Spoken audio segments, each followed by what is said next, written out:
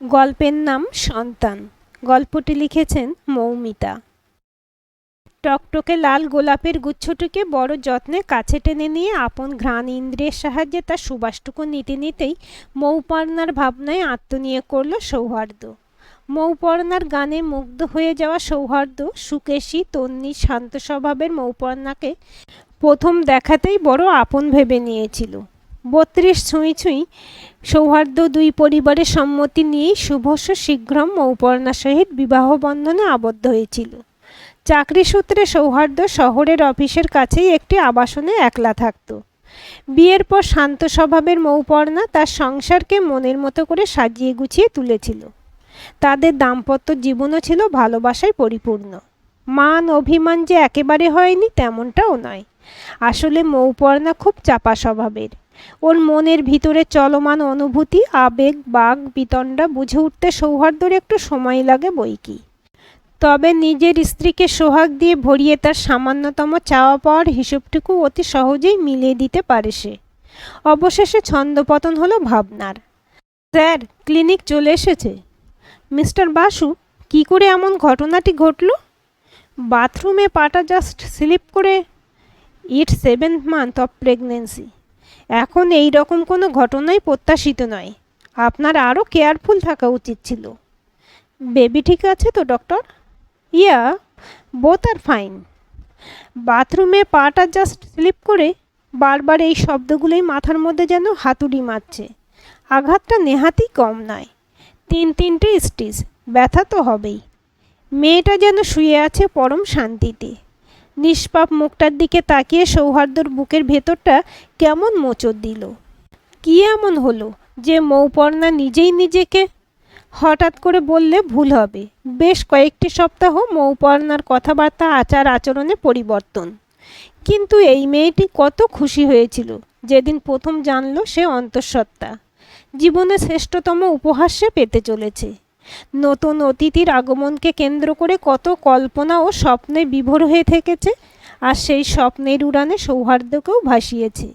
তাহলে হঠাৎ সৌহার্দ্য তার মাকে এখানে নিয়ে এসেছে তা প্রায় সপ্তাহ 3। তার বেশিরভাগ সময় অফিসেই কেটে যায়। এই অবস্থায় মেয়েটা একা একা থাকে। কারো একটু সঙ্গ পেলে মনটা ভালো থাকবে। এমনিতে সুমতি দেবী শান্ত স্বভাবের, তবে পুরানো দিনের মানুষ। কিছু নিয়ম আচার তিনি এখনো পর্যন্ত মেনে চলেন। মৌপর্ণা আধুনিক যুগের মেয়ে, স্বাধীনভাবে জীবনযাপন করাতেই বিশ্বাসী। তবে কি মায়ের সাথে অ্যাডজাস্টমেন্ট করতে না পেরে এই পদক্ষেপ? নিজের মনেই প্রশ্ন করে। অতি সন্তর্পণে মায়ের ঘরের দিকে অগ্রসর হলো সে। সুমতি বসু, সৌহার্দ্যের মা, ঘর অন্ধকার করে খাটে শুয়েছিলেন। ছেলের নিঃশব্দ প্রবেশে কিছু একটা আন্দাজ করে নড়ে চড়ে বসলেন। ঘুম আসছে না বুঝি? কিছু বলবি? মা, মৌপর্ণাকে তুমি কি কিছু? আমি তো শুধু বলেছিলাম এই ভর সন্ধেবেলায় এলো চুলে ছাদে যেও না বৌমা। যাই ভাবিস না বাপু, বৌমার চালচলন কিন্তু আমার মোটেও ভালো ঠেকলো না। জানোই তো ও এসব মানে না। তবে কেন যে বলতে যাও? ঘাট হয়েছে বাবা আমার, আর বলবো না কোনো দিন। কোনো উত্তর না দিয়ে নিজের ঘরে ফিরে গেল সৌহার্দ্য। মৌপর্ণা এখনও ঘুমোচ্ছে। সোফায় পড়ে থাকা জাম কালারের কাঞ্জিভরম শাড়ির প্যাকেট, মৌপর্ণার পছন্দর ব্ল্যাক ফরেস্ট আর টকটকে লাল রঙের একগুচ্ছ গোলাপ যেন ব্যঙ্গ করে তাকে জানান দিচ্ছে তাদের প্রথম বিবাহবার্ষিকীর কথা। মাঝে কেটে গেছে 3টে দিন। সেদিন অফিসের অতিরিক্ত কাজ সেরে বেশ অনেক রাতে শুতে গিয়েছিল সে। খাটের একপাশে পাশ বালিশ জড়িয়ে শুয়ে আছে মৌপর্ণা, যেন এক ঘুমন্ত রাজকন্যা।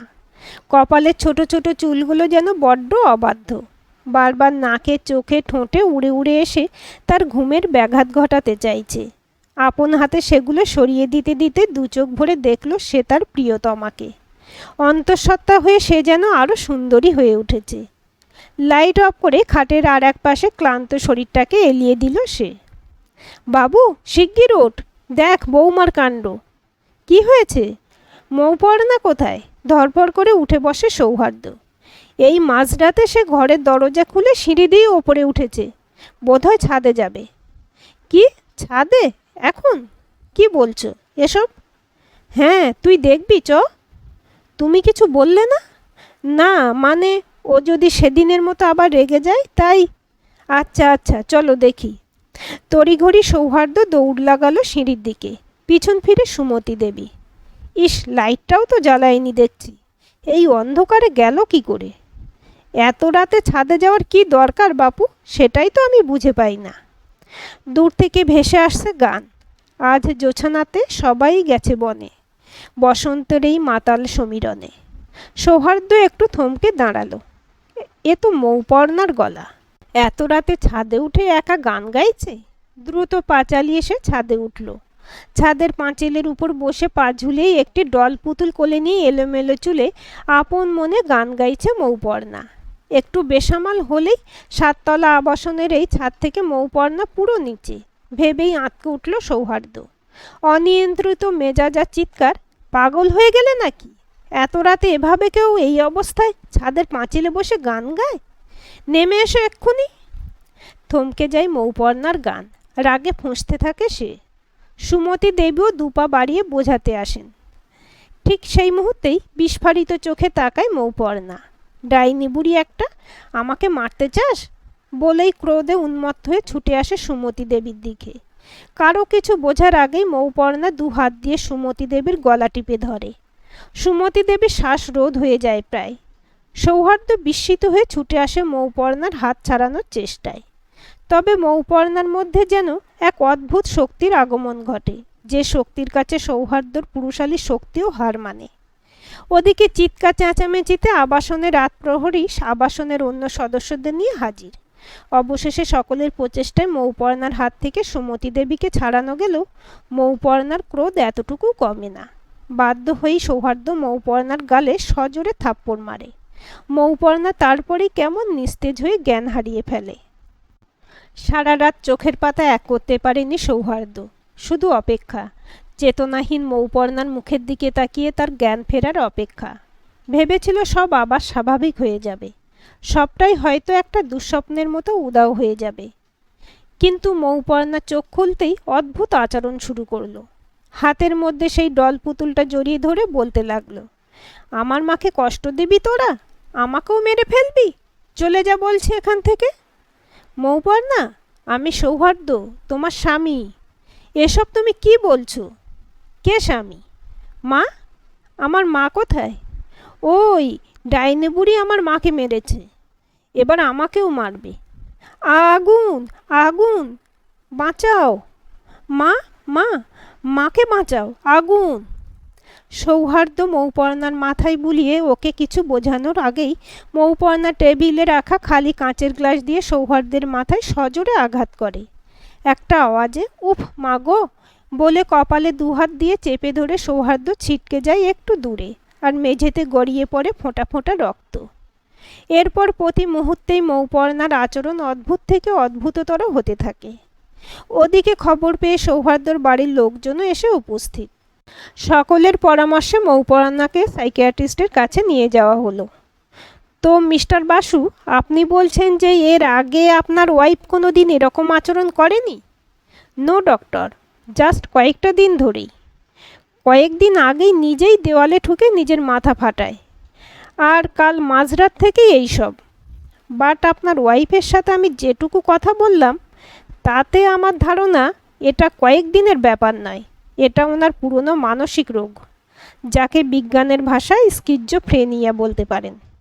একটু ভালো করে মনে করে বলুন তো, কিছু অস্বাভাবিক আচরণ আর কোনো দিন উনি করেছেন কি না? ওনার পাস্ট হিস্ট্রিটা জানা খুব দরকার। স্কিজোফ্রেনিয়া? Yes, schizophrenia. এতদিন সুপ্ত ছিল, এখন সেটাই এক্সট্রিম পর্যায়ে চলে গেছে, তাই পুরোটাই out of control. I think ওনাকে বাড়িতে না রেখে অ্যাসাইলামে রেখেই চিকিৎসা করা হোক।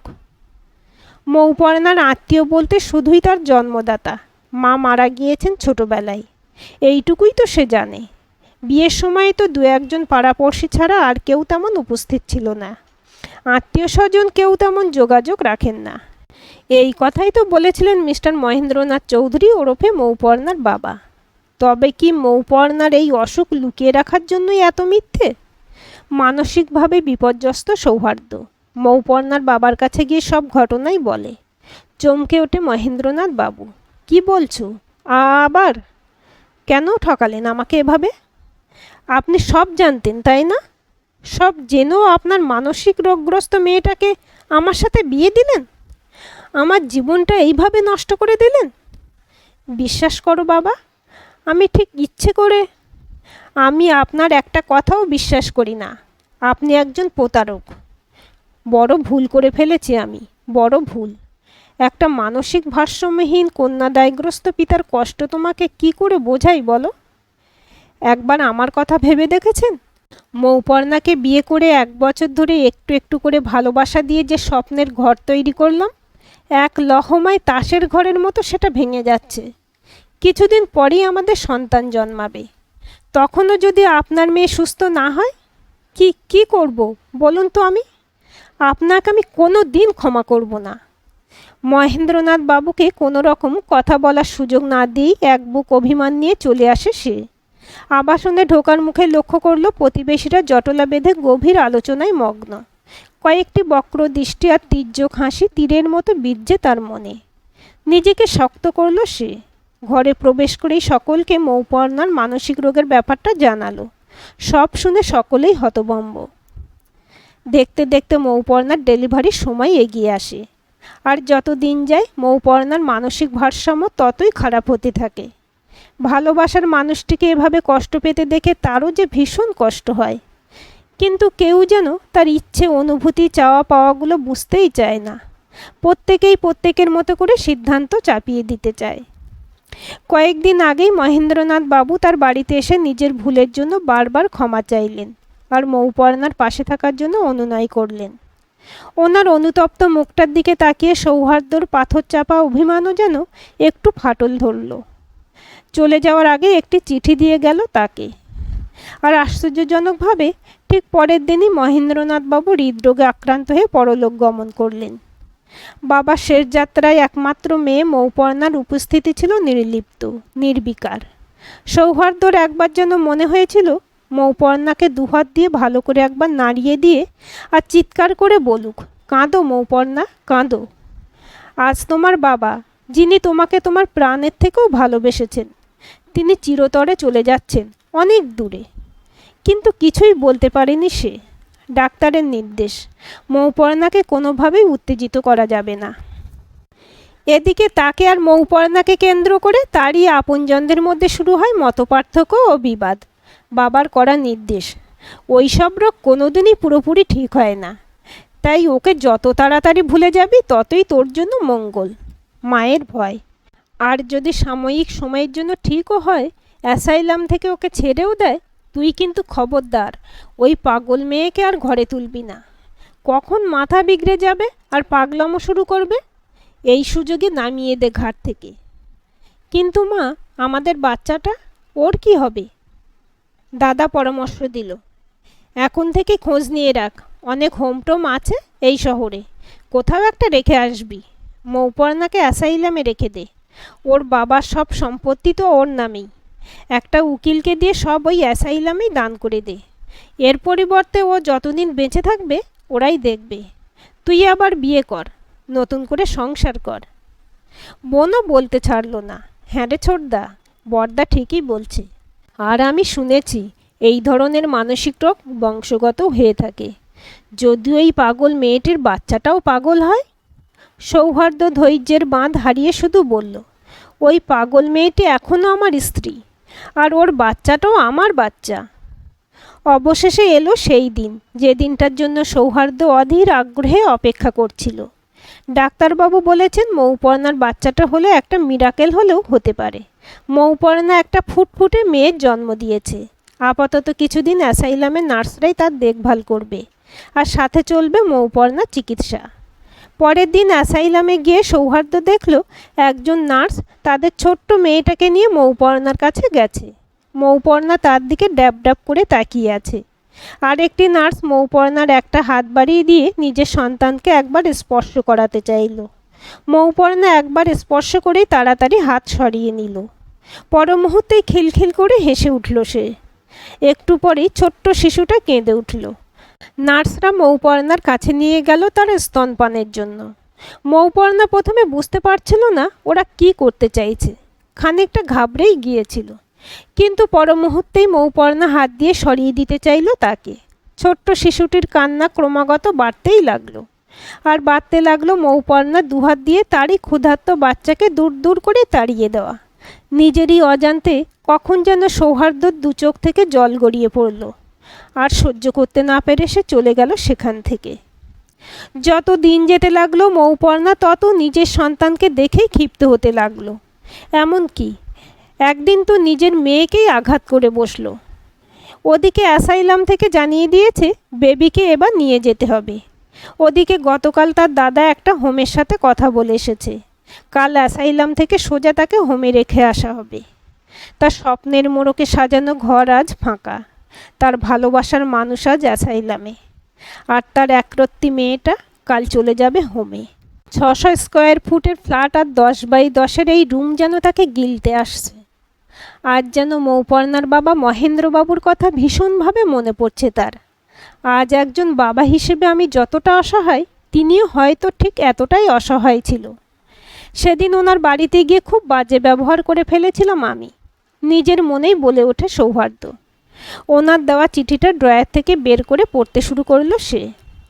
আমার স্ত্রী অপর্ণা, মানে মৌপর্ণার মাকে আমি ভালোবেসেই বিয়ে করেছিলাম। সুখের সংসার ছিল আমাদের। আমি ব্যবসার জন্য মাঝে মধ্যেই শহরের বাইরে যেতাম, অপর্ণাই একা হাতে সব সামলাতো। এরকম একবার আমি বাইরে গিয়েছিলাম, মৌপর্ণা তখন 8 বছরের। রান্না করতে গিয়ে অপর্ণার কাপড়ে হঠাৎ করেই আগুন লেগে যায়। অপর্ণার মৌপর্ণার চিৎকারে আশপাশের লোকজন এসে কিছু করার আগেই সব শেষ হয়ে যায়। নিজের মাকে চোখের সামনে আগুনে জ্বলে পুড়ে মরতে দেখে মৌপর্ণা কেমন একটা গুমড়ে যায়। মুখ ফুটে কিছু বলে না, খায় না, দায় না, এমনকি দু চোখের পাতায় এক করতে পারে না। এরপরেই ওর মানসিক রোগ ধরা পড়ে। হঠাৎ হঠাৎ যে কাউকে দেখে চিৎকার করে আর বলে সে নাকি একটা ডাইনি বুড়ি, আর ওই ওর মাকে মেরেছে, এখন ওকে মারতে আসছে। তখন ওকে সামলানো খুব মুশকিল হয়ে যায়। এক এক সময় তো ও নিজেই চরম ক্ষতি করে বসে নিজের। তখন ওকে মেন্টাল হসপিটালে রেখে চিকিৎসা করাতে হয়। কিছুটা সুস্থ হলে ওকে বাড়িতে নিয়ে আসি। গান খুব ভালোবাসতো মেয়েটা, তাই গান শেখালাম। খুব ভালো গান গায়, অনেক পুরস্কারও পেয়েছে জানো। তবে ওর মানসিক রোগটা মাঝে মাঝেই বাড়াবাড়ি পর্যায়ে চলে যেত।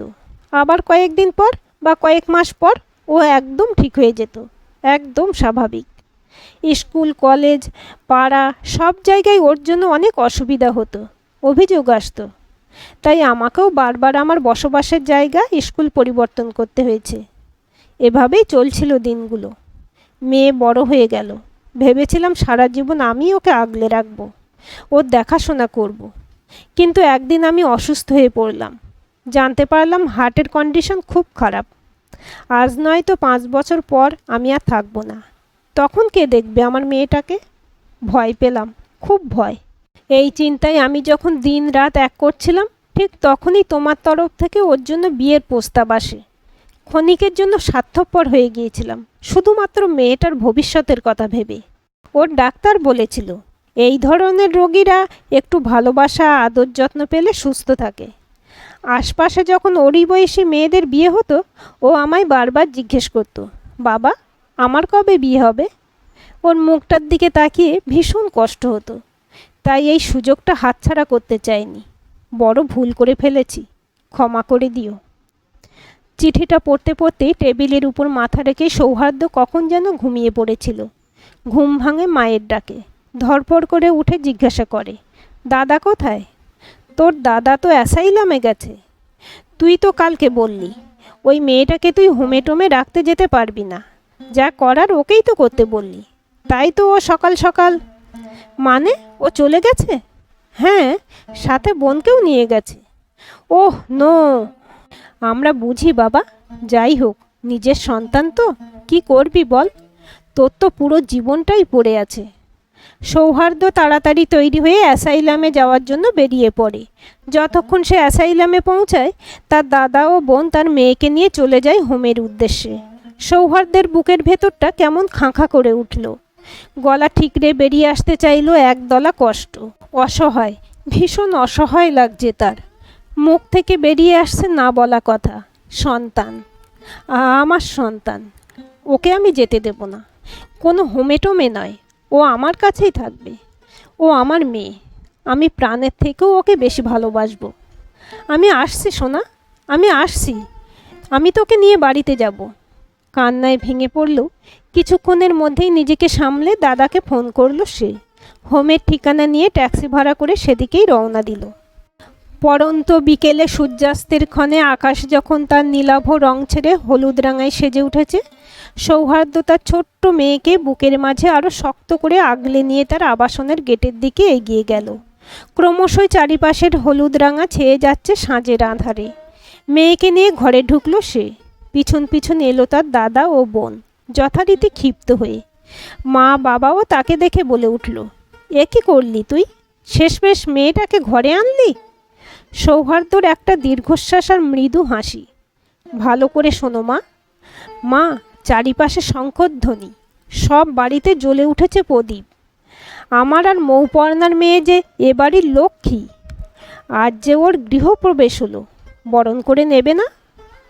কিন্তু এরও যদি ওর মায়ের মতো চিকিৎসা করাবো, তা বলে ওকে দূরে ঠেলে দেব না। আর মৌপর্ণা যেমনই হোক না কেন, ও আমার স্ত্রী। ভবিষ্যতে ওর সম্পর্কে মন্তব্য করার আগে একটু ভেবেচিন্তে নেবে। আজ থেকে আমাদের সন্তান এখানে আমাদের সাথেই থাকবে। ওর সব দায়িত্ব আমার। তোমরা মানতে পারলে আমার সাথে থাকো, আর না মেনে নিতে পারলে দরজা খোলা আছে। আজকের গল্পটি আপনাদের কেমন লাগলো কমেন্ট করে জানাবেন। ভালো লাগলে লাইক, শেয়ার, সাবস্ক্রাইব করবেন এবং নতুন ভিডিও আপডেট পেতে বেল আইকনটি ক্লিক করে রাখতে ভুলবেন না।